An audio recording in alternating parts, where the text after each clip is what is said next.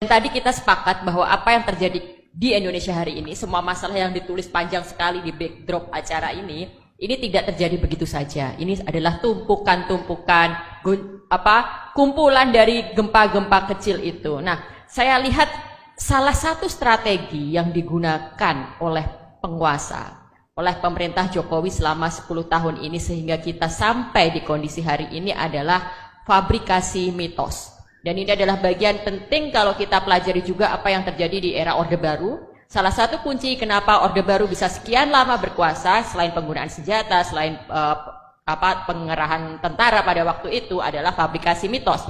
Dan itu terjadi di era Jokowi. Dan itu yang membuat kita terlena hingga akhirnya, mungkin banyak di antara kita sebenarnya nggak terlena ya, dilihat dari demo-demo yang ada gitu. Tapi sebagian besar dari rakyat Indonesia terlena dan kita sampailah pada titik ini. Saya mencatat ada 5 mitos yang diproduksi, difabrikasi di pemerintahan Jokowi ini yang akhirnya membuat kita semua ternina bubukkan.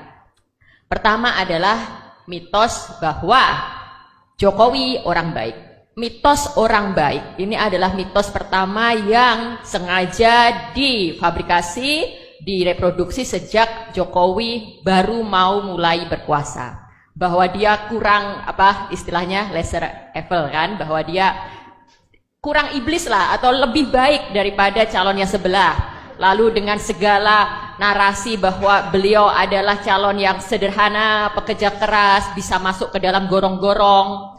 Lalu kemudian citra bahwa anaknya adalah penjual martabak dan anaknya adalah penjual pisang goreng. Itu semua melengkapi imajinasi kolektif kita bahwa yang kita hadapi adalah orang baik. Dan ketika orang baik menjadi penguasa, orang baik itu nggak bisa melakukan kesalahan, apalagi melakukan strategi jahat. Kalaupun ada kesalahan, pasti itu orang-orang di sekitarnya kan, pasti orang-orang yang terus mengompori dia, terus memprovokasi. Kita termakan dengan itu semua. Hingga akhirnya kita selalu membela dia dan membiarkan Omnibus Law lah, KPK, revisi UU KPK lah, dan berbagai hal-hal lainnya. Lalu mitos yang kedua adalah mitos bahwa setiap orang bisa berkompetisi.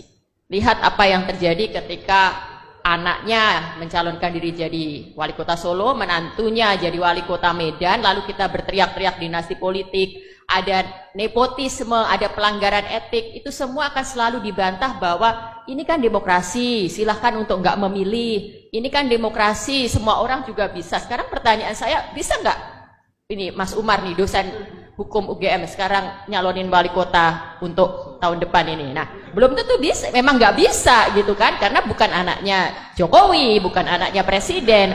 Jadi kita jangan termakan dengan omongan itu. Lalu kemudian kemarin ada statementnya misalnya Kaisang, loh yang milih siapa? Nah itu lagi-lagi malah rakyat yang disalahkan. Tapi di titik ini ada benarnya, rakyat yang memilih. Jadi mau nggak mau cara kita untuk merespon itu, untuk tidak mengulangi kesalahan kita, ya kita jangan memilih. Kita jangan terbuai bahwa setiap calon, setiap orang memiliki kesempatan yang sama, sehingga setiap orang berhak untuk dipilih. Ya kita akhirnya harus memutuskan bahwa kita tidak akan memilih.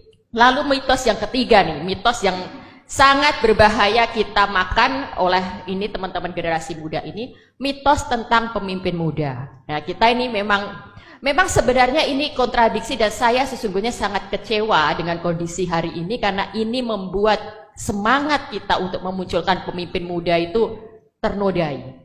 Membuat cita-cita kita untuk menunjukkan bahwa pemuda juga mempunyai kapabilitas, bahwa sekarang waktunya untuk memberikan kesempatan pada pemuda itu tercederai dengan apa yang kita tonton ini. Nah sekarang akhirnya mau nggak mau kita harus mengoreksi narasi dan keyakinan kita bahwa anak muda memang harus diberi kesempatan, tapi tentu bukan anak muda yang mendapatkan kesempatannya dengan cara-cara yang non etis, tidak benar, bahkan melanggar hukum, bahkan kemudian nanti akan melanggar prinsip-prinsip demokrasi. Jadi sekali lagi untuk pemilu ke depan jangan termakan bahwa pemimpin pemuda yang harus kita dukung, jangan termakan bahwa pemimpin anak muda yang mengerti kebutuhan anak muda. Bahkan bisa jadi pemimpin anak muda itu sebenarnya nggak relate dengan persoalan kita, karena dia nggak pernah berangkat dari kondisi real yang ada dalam masyarakatnya. Nah, yang keempat nih, mitos yang juga bahaya banget nih. Setelah sekian lama mungkin ya kita melihat ada mitos pemimpin kuat yang dibutuhkan bangsa ini. Ada mitos bahwa kita butuh pemimpin yang tegas. Sekarang ada upaya untuk membalik itu semua karena mungkin merespon situasi generasi Z yang senang joget-joget, yang senang tampil di TikTok, yang sudah mulai senang dengan ini. Nah, sekarang ada mitos pemimpin gemoy, gitu kan? Bahwa seolah-olah pemimpin yang hobi joget, pemimpin yang menggemaskan, pemimpin yang lucu, gitu kan? Itulah yang harus layak kita pilih karena dia merupakan cerminan dari anak muda hari ini. Wah, jangan mau dibodohi gitu. Ini saya sebenarnya sangat sedih melihat tren fenomena gemoy-gemoyan ini. Dia merasa bahwa Gen Z itu orang yang tidak peduli pada gagasan. Jadi calon yang menonjolkan kegemoy-gemoyan menganggap anak-anak muda yang duduk di hadapan saya ini hanya peduli pada tampilan lucu-lucuan, viral-viralan. Tentu ini pembodohan dan penghinaan pada akal sehat kita, pada naluri kita.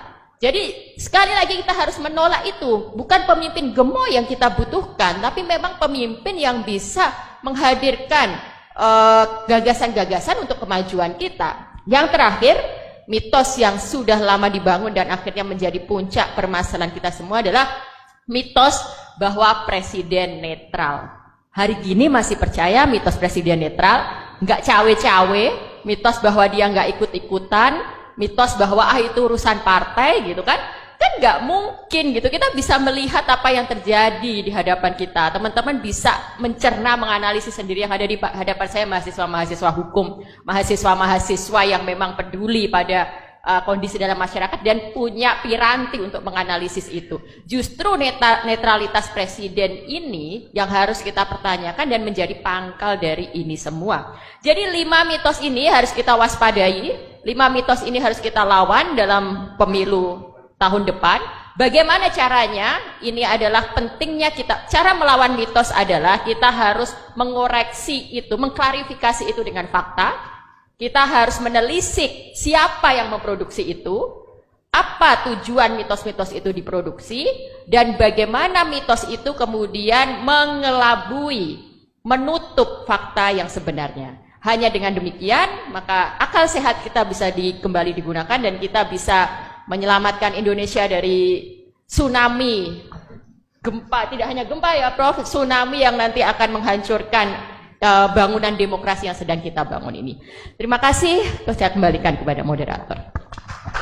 Terima kasih, tepuk tangan kepada Ibu Oki, sangat menarik begitu ya terkait dengan fabrikasi mitos, lalu kemudian bagaimana harus kita mengatasi terkait dengan motif-motif di balik hal tersebut.